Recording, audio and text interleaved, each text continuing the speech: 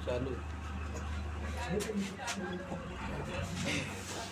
ये क्या है? एल्फा कण है, ठीक है ना? चालू है। यह एल्फा कण है। जब इसको परमाणु परमाणु के नाभिक की ओर जब विकृत क्या क्या प्रकीर्णित किया जाता है, तो जब ये एल्फा कण आते आते ये बिल्कुल एकदम इसके सीध में आ रहा है, तो इसके टकराने के पहले बहुत करीब आकर के यहाँ से मुड़ेगा, वापिस जाएगा ना।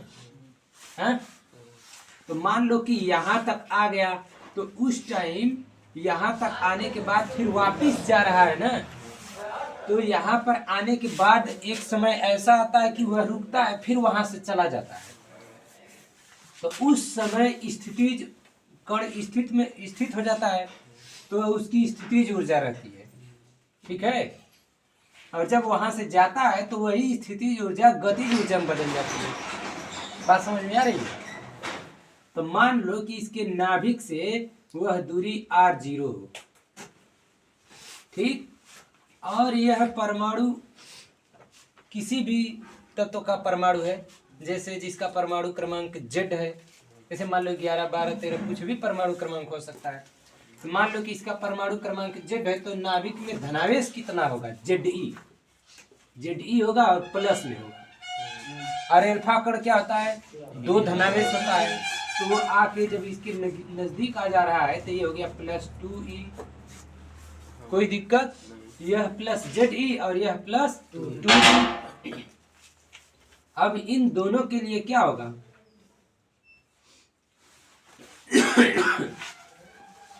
स्थितिज ऊर्जा हम जानते हैं कि U बराबर 1/4πε0 इंटू Q1 Q2 अपान R, ये सूत्र होता है।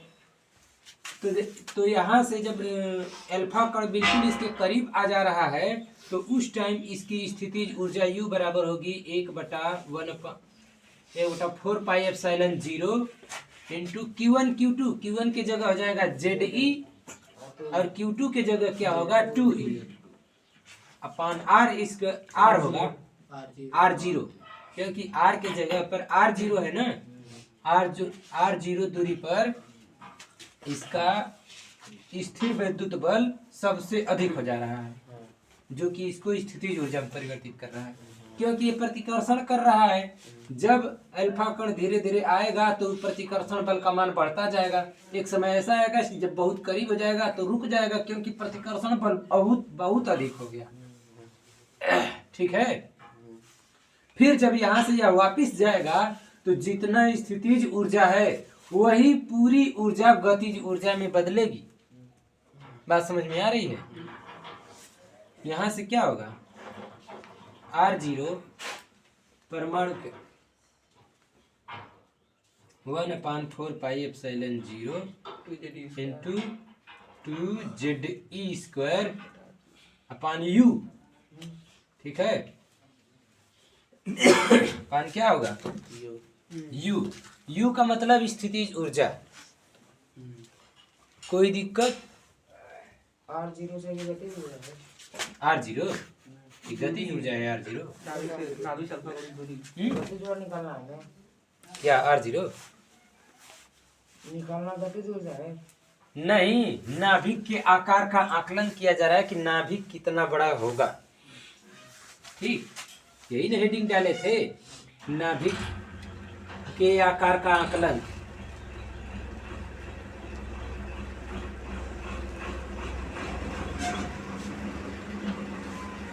नाभिक के आकार का आकलन।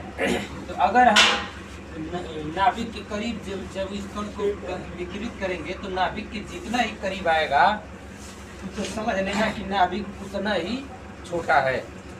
बात समझ में आ रही है? तो अगर हम ये त्रिज्या निकाल दे रहे हैं R0, तो ये समझ ले नाभिक की त्रिज्या है। बात समझ में आ रही है? वही R0 है। इसको प्रतिकर्षित होने के बाद यहाँ स्थिति ऊर्जा गतिज ऊर्जा में बदल जाएगी, ठीक है। तो इसी को हम U को K भी लिख सकते हैं, ठीक। बस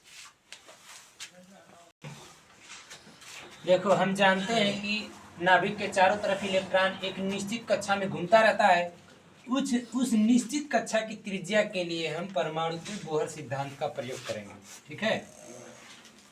जब कोई इलेक्ट्रॉन नाभिक के चारों ओर घूमता है तो उसके घूमने के कारण एक अभिकेंद्र बल पैदा हो जाता है जो कि केंद्र की ओर कार्य करता है। अभिकेंद्र बल के बराबर एवं विपरीत दिशा में नहीं, अभिकेंद्र बल के बराबर एवं विपरीत दिशा में इसका अनुभव अपकेंद्र बल के रूप में होता है और वह अभिकेंद्र बल इसके वैद्युत आकर्षण बल के बराबर हो जाएगा। ठीक है ना, इसीलिए वह इसमें घूमता रहता है। अगर इसमें आकर्षण बल नहीं रहता तो यह ZE जो यह धनावेश है इस इलेक्ट्रॉन को आकर्षित नहीं कर पाता, तो वह जो है कि इसकी स्पर्श रेखा की दिशा में बाहर चला जाता, तो अपकेंद्र बल अधिक हो जाता ना, तो बाहर चला जाता। और जब हम इसको ऊर्जा देते हैं ना तो ऊर्जा पा करके इस इलेक्ट्रॉन की रफ्तार तेज हो जाती है।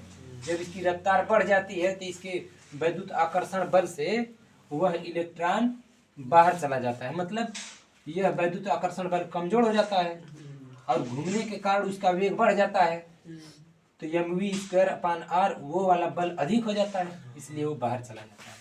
इसलिए उस इलेक्ट्रॉन को मुक्त इलेक्ट्रॉन कहते हैं। मुक्त इलेक्ट्रॉन परमाणु से बाहर निकल जाता है मगर पूरे पदार्थ से नहीं। पूरे पदार्थ से निकल जाएगा तो उसे कौन सा इलेक्ट्रॉन कहेंगे? Photo electron. गुड। तब देखो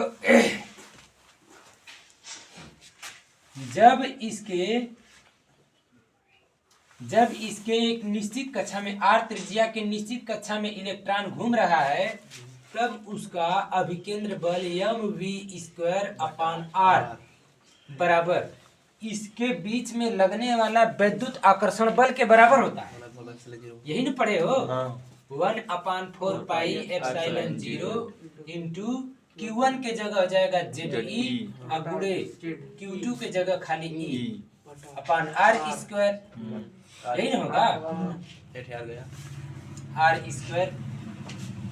r से r कट जाएगा, किसी को कोई दिक्कत? और चूंकि हम जानते हैं बोहर सिद्धांत से mvr जब वह इलेक्ट्रॉन किसी निश्चित कक्षा में v वेग से घूम रहा है तो उसका कोणीय संवेग mvr बराबर सूत्र होता है nh/2π। अगर हम इसका दोनों पक्षों का वर्ग कर दें, समीकरण नंबर 1 डाल दो, इसको समीकरण नंबर 2। समीकरण 1 के दोनों पक्षों का वर्ग करने पर, दोनों पक्षों का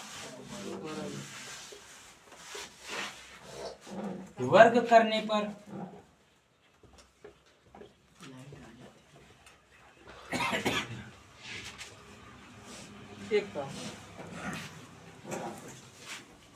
समीकरण 2 के दोनों पक्षों का वर्ग करने पर m²v²r² इक्वल टू n²h²/4π²। ठीक, ये हो गया समीकरण नंबर 3। अब समीकरण नंबर 3 में समीकरण 1 से भाग करने पर, समीकरण 3 में समीकरण 1 से भाग करने पर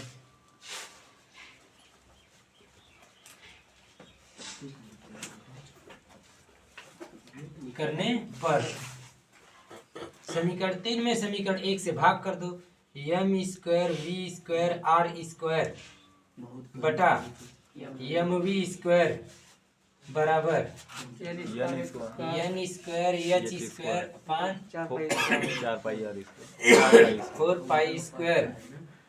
और जब इसका भाग करोगे तो गुणा हो जाएगा।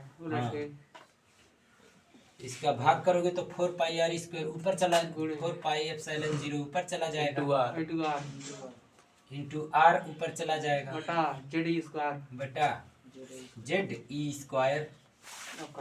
यही होगा ना? एक ठो r से एक ठो r कट जाएगा, v² से v² खत्म, एक ठो m से एक ठो m खत्म, 4π से 4π, 4 से 4 खत्म, पाई से एक पाई खत्म। कुछ नहीं खत्म। अब क्या होगा? r बराबर हो जाएगा, m बचा है, इधर पक्षांतर हो जाएगा n² h² एप्सिलॉन 0 बटा बटा यम पाई यम पाई जेड ई स्क्वायर। ठीक है, यम पाई जेड ई स्क्वायर हो जाएगा। बस इनसे भी बहुत हाइड्रोजन सदृश के लिए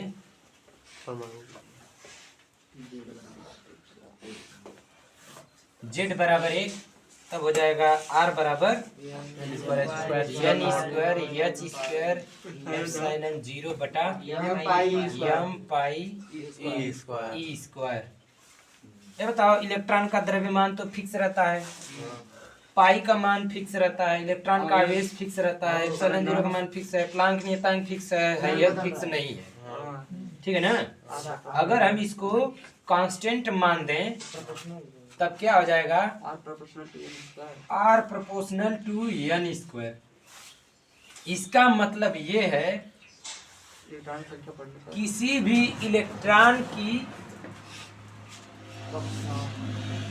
नाभिक के चारों तरफ परिक्रमण कर रहे उसकी कक्षा की त्रिज्या उसके संगत मुख्य क्वांटम संख्या के वर्ग के अनुक्रमानुपाती होती है। ठीक ना, या बोहर त्रिज्या। ठीक ना, किसी भी इलेक्ट्रॉन के लिए बोहर त्रिज्या उस इलेक्ट्रॉन के संगत मुख्य क्वांटम संख्या के वर्ग के अनुक्रमानुपाती होती है। अगर वह इलेक्ट्रॉन मुख्य क्वांटम संख्या पहले में है तो 1 के वर्ग के अनुक्रमानुपाती होगी, अगर वह दूसरे में है तो 2 के वर्ग अर्थात 4 के अनुक्रमानुपाती होगी, 2 के वर्ग के अनुक्रमानुपाती होगी ना। अगर तीसरे में है तो 3 का वर्ग अर्थात 9 के अनुक्रमानुपाती होगी। बात समझ में आ रही है? बस यह बोहर त्रिज्या है। ये क्या है? बोहर त्रिज्या हाइड्रोजन सदृश परमाणु के लिए है और ये किसी भी परमाणु के लिए। ये हाइड्रोजन के लिए ही समझ लेना है। बंद कर दिए। कक्षाओं में इलेक्ट्रॉन की कुल ऊर्जा बराबर इसकी ऊर्जा अंदर ही ऊर्जा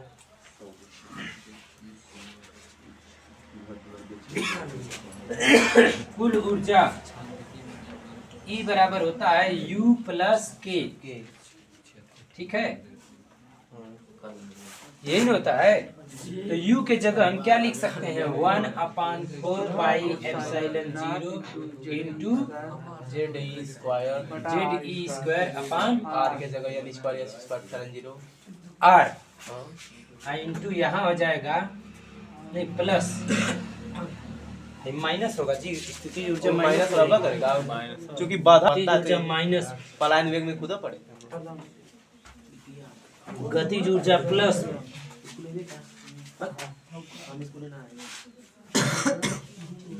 जेड ई गुणे माइनस। ठीक, तो स्थिति ऊर्जा माइनस हो जाएगी, हाई हो जाएगा 1/2 यम वी स्क्वायर गतिज ऊर्जा।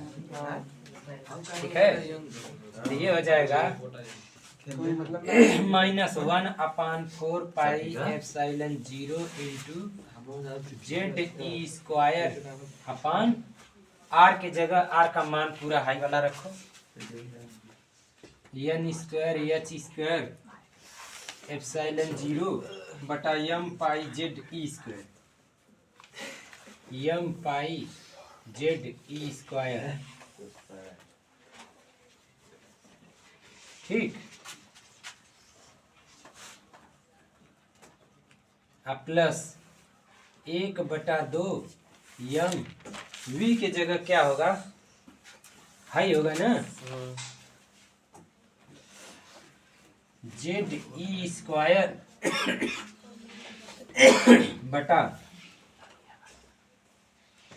2 पाई 2h एप्सिलॉन 0 n पूरे का स्क्वायर। ठीक है, चालू है जी। ये में वजिया सुनाएगा चालू है जी ना।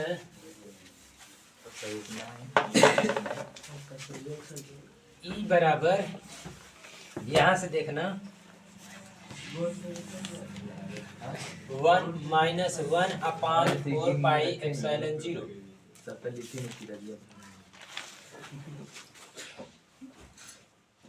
Minus 1/4 pi epsilon 0 into z square ई पावर 4 जेड स्क्वायर हो जाएगा ई पावर 4 हो जाएगा यम पाई बटा N square H square epsilon 0 N square H square epsilon 0 epsilon 0 का एप्सिलॉन 0 में गुणा होगा एप्सिलॉन 0 का स्क्वायर हो जाएगा, ठीक है ना। ये माइनस में है और प्लस 1/2 यम और जेड स्क्वायर ई पावर 4 पूरे का बटा 4 2 का वर्ग क्या हो जाएगा 4 गुणे 4 एच स्क्वायर एप्सिलॉन 0 का स्क्वायर एन का स्क्वायर यही होगा ना। तब बताओ सब कुछ कॉमन है, हाँ कुल चीज कॉमन है। 1/2 पाई से हाई वाला पाई खत्म हो जाएगा, बाकी सब कॉमन है। 4 एप्सिलॉन 0 का square N square H square 4 epsilon 0 का square N square H square ये दोनों में कॉमन है। ऊपर से जेड स्क्वायर और ऊपर भी है जेड स्क्वायर ई पावर 4 ऊपर है जेड स्क्वायर ई पावर 4 और यहाँ भी दोनों में सब कॉमन है। यानी कि यहाँ -1/4 है, यहाँ कितनी है 1/2 प्लस 1/8 है। तो उनमें से भी 1/4 कॉमन, m1 से क्या हो जाएगा 1/4 कॉमन -1/8 बचेगा, ठीक है। हाँ तुम कॉमन कर लेना 1/4 कॉमन करिए -1/4 और प्लस 1/8 यही बचेगा ना। हाँ बाकी तो कॉमन हो जाएगा। Z square E to the power 4 M square E power 4 M बटा एन स्क्वायर एच स्क्वायर बटा epsilon 0 square N square H square epsilon 0 का स्क्वायर यही ना। बस 1/2 आ गया तो हाई जाएगा एक -1/4 हो जाएगा N square H square epsilon 0 का स्क्वायर -1/8 होगा -1/8 होगा। दोनों का लघुत्तम 8 होगा, 4 दूना 8 यहाँ 2 होगा और 2 में से 1 जाएगा कितना बचा रेडी, ठीक है। जेड स्क्वायर ई पावर 4 यम इतना कांस्टेंट यानी इसकी कुल ऊर्जा हो जाएगी इतना इतना। 30 होगा। इसी इलेक्ट्रॉन की कुल ऊर्जा कितनी होगी जेड स्क्वायर ई पावर 4 यम बटा 8 N square H square epsilon 0 का स्क्वायर इतनी एनर्जी होगी पूरी। बात समझ में आ रही है।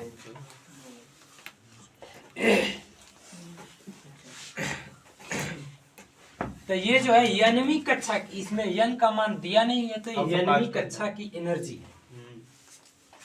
बात समझ में आ रही है। रोक दिए थे क्या? नहीं सर देखो इसमें जो है जेड स्क्वायर ई पावर 4 चालू है जेड स्क्वायर ई पावर 4 यम बटा 8 एच स्क्वायर एप्सिलॉन 0 का स्क्वायर इतना जो है कि कांस्टेंट है तो इसको हम अलग कर दिए हैं तो 1/n स्क्वायर यही बचा। तो जब ये कांस्टेंट है तो अगर इसको हम k लिख दें तो k हटाने पर हो जाएगा n proportional to 1/n square. अर्थात किसी कक्षा की ऊर्जा उस कक्षा के वर्ग के व्युत क्रमानुपाती होती है। बात समझ में आ रही है। किसी भी कक्षा की ऊर्जा उस कक्षा के वर्ग के व्युत क्रमानुपाती होती है। कुल ऊर्जा किसी भी कक्षा की कुल ऊर्जा उस कक्षा के वर्ग के व्युत क्रमानुपाती होती है। कल 7 बजे 7 बजे आप गए थे सर जी का ऑर्गेनिक केमिस्ट्री लेके।